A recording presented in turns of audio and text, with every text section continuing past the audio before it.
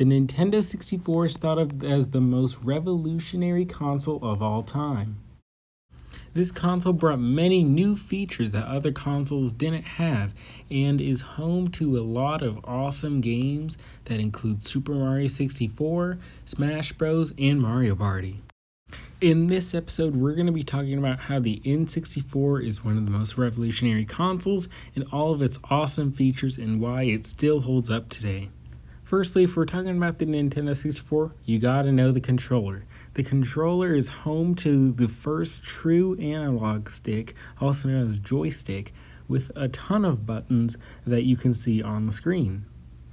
There are 3 ways you can hold the controller, including the way you see on the screen, and you can hold it in 2D game form, where you can also see on the screen, where you have the D-pad and the buttons on the right. Though this controller has brought many confusion to a lot of gamers, it is seen now as a more revolutionary controller and just adding a ton of new features to the gaming industry. Since it was 1996, they didn't have a C-stick, but they were definitely on the right track to getting one. As you can see, there are yellow buttons on the right, which are used as a C-stick in all of the games. The controller also had an A and B button that were used for jumping and fighting in many of games. Lastly, the controller had a Z trigger, which was used for shooting in FPS games and many other things like crouching in Super Mario 64. You can also see that there are L and R triggers on the top of the controller. Next, we have a huge thing that PlayStation 1 couldn't even match, the Rumble. This controller has access to memory card port and a rumble port. You can add rumble or memory to the console just by inserting it on the back of the controller.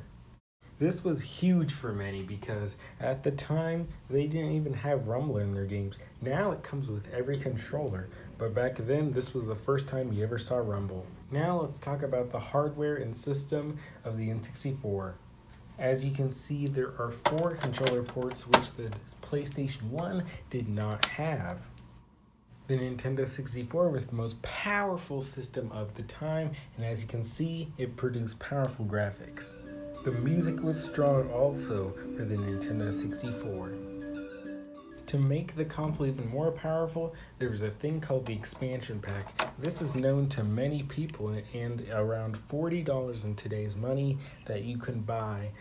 And it adds more power and more RAM to your console, so you can use games like Donkey Kong 64 and The Legend of Zelda Majora's Mask. Right now you can just see a few of the incredible lineup of games.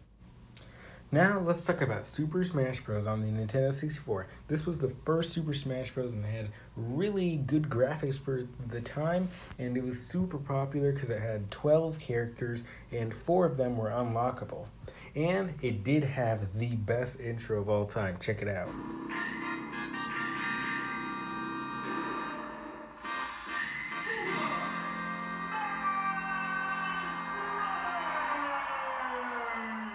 You gotta admit, for the 90s, that was really clean. Also, check out the character select screen, and there were a lot of stages that you could pick from. Not a lot compared to today, but there were enough to keep you satisfied for your 4-player fun. While the game isn't super good compared to the new games, it still holds up today and is super fun. Now, let's get into sports. The Nintendo 64 had great sports like Wave Race 64. I mean, check out these graphics. It is so nice. And without the Nintendo 64, a lot of people expect that the Wii wouldn't have had Wii Sports. Big games like Mario Golf and Mario Tennis came out. In summary, the Nintendo 64 had a ton of stuff to offer, like good accessories, a powerful system, and a ton of great games. And to make matters better, it brought the joystick and an incredible lineup of games. While the PlayStation 1 may have beat the Nintendo 64 in sales, it did not beat it in revolutionizing gaming as we know it. Subscribe to Electrostop TV for more like this.